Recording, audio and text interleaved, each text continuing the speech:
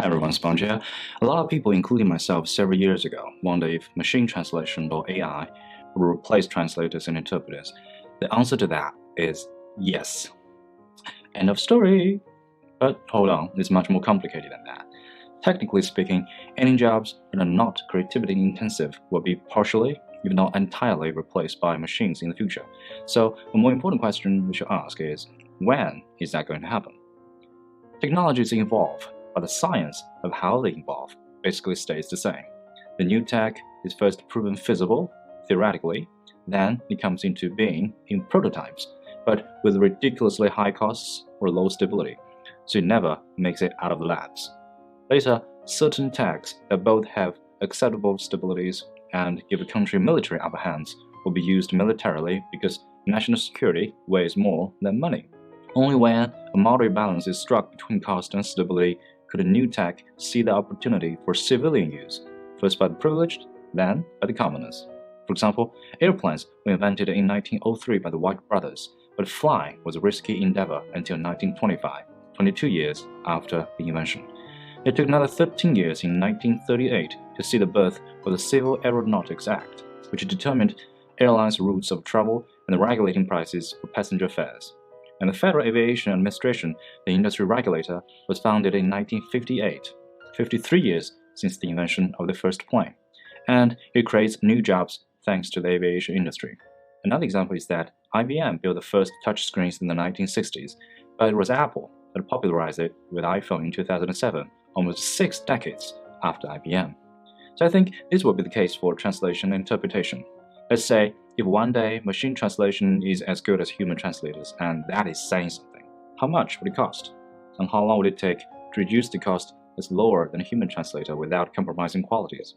Will proofreaders who decide if the machine translation quality is acceptable charge much higher than they do today?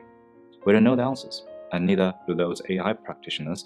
The concept technological singularity is a hypothetical future point in time when technological growth becomes uncontrollable and irreversible, resulting in unfathomable changes to human civilization. Someone predicts the singularity of AI will come by 2045, but who knows? It's 25 years from now. And there's more to that. Translation and interpretation have non-technical sides, the human side. I won't talk about literature translation, just so obvious. For interpretation, there are two sides I see in my career that machines will have a hard time overperforming humans. One, human voices.